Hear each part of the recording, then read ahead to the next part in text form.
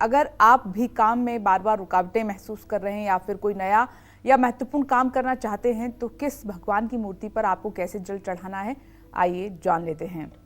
पंडित जी, काम के हिसाब से क्या हम प्रतिमा का चुनाव कर सकते हैं भगवान जी की? हाँ, जैसा आपका लक्ष्य हो वैसा आप देवी देवताओं से उम्मीद करिए तो आपको सफलता मिलेगी। देखिए, सच्ची बात विपनेश ये है कि भगवान एक ही हैं जी, भगवान दो नहीं हैं। ये इंसान समझे जरूर, समझे न समझे, हमारे न समझने से सूरज दो नहीं हो जाएगा।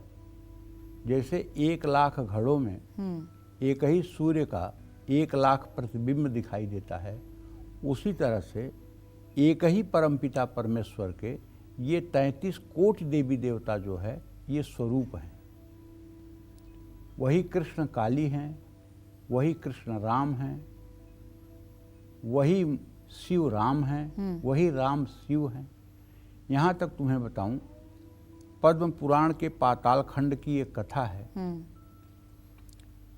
जब भगवान राम रावण को मार करके अयोध्या पहुँचे और उनका राज्याभिषेक हुआ, तो उसके बाद उन्होंने कुछ ब्राह्मणों ने सलाह दिया कि आपको रावण जैसे ब्राह्मण को मारने का ब्रह्महत्या का दोष लगा है। इस ब्रह्महत्या के दोष से बचने के लिए आपको एक अश्वमेध यज्ञ करनी चाहिए जी।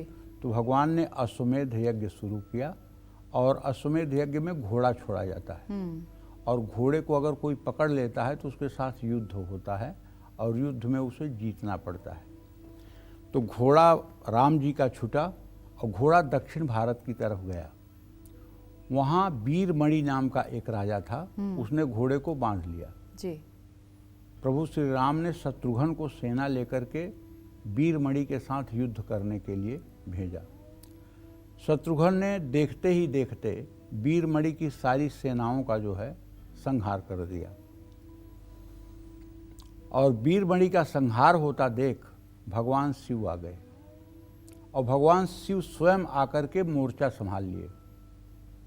और भगवान शिव के सामने शत्रुघ्न की टिकने की क्या हिम्मत थी। सारे मतलब कि अयोध्या से गए हुए जितने सैनिक और वीर महारथी थे, सब के सब धराशायी होने लगे और एकदम कोहराम मच गया। शत्रुघ्न एकदम निरुपाय हो गए। तो शत्रुघ्न ने प्रभु श्री राम का स्मरण किया। जब प्रभु श्री राम का स्मरण किया तो तुरंत प्रभु श्री राम जो है युद्ध मैदान में उसी वेश में जैसे वो यजमान बनकर के अश्वमेध यज्ञ में बैठे थे उसी रूप में प्रकट हो गए और उनको देखते ही भगवान शिव ने साष्टांग प्रणाम किया और कहा कि मेरी धृष्टता को क्षमा करिए।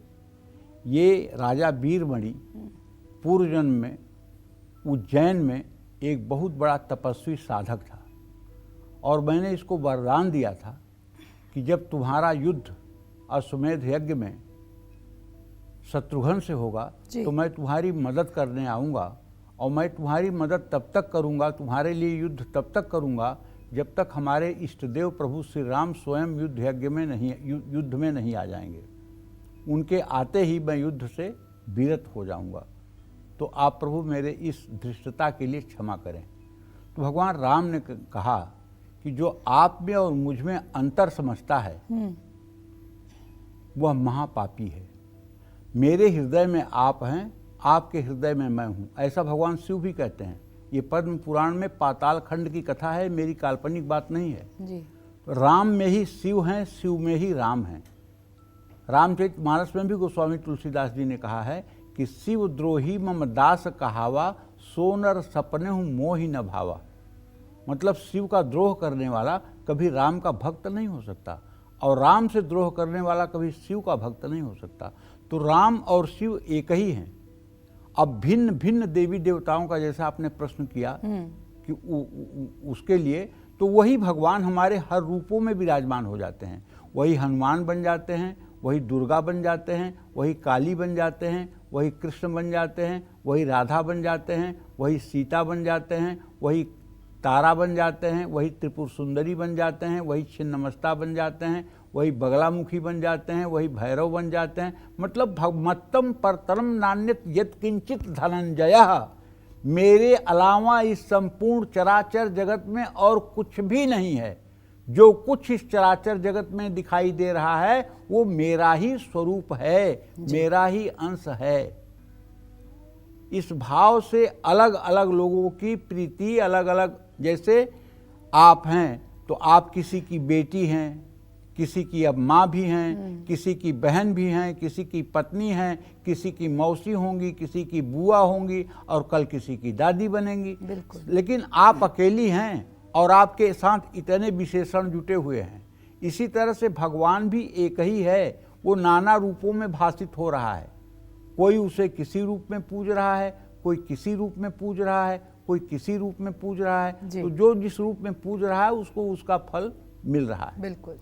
तो कहने का मतलब, जब भी कोई नया महत्वपूर्ण काम करना हो तो एक लोटे में जल, दुर्वा, अक्षत, रोली, इत्र, चंदन, खड़ी सुपारी डालकर भगवान गणेश की मिट्टी या तांबे की पीतल से बनी प्रतिमा पर अभिषेक करें। ऐसा करने से नया काम शुरू करने में कोई रुकावट नहीं आएगी।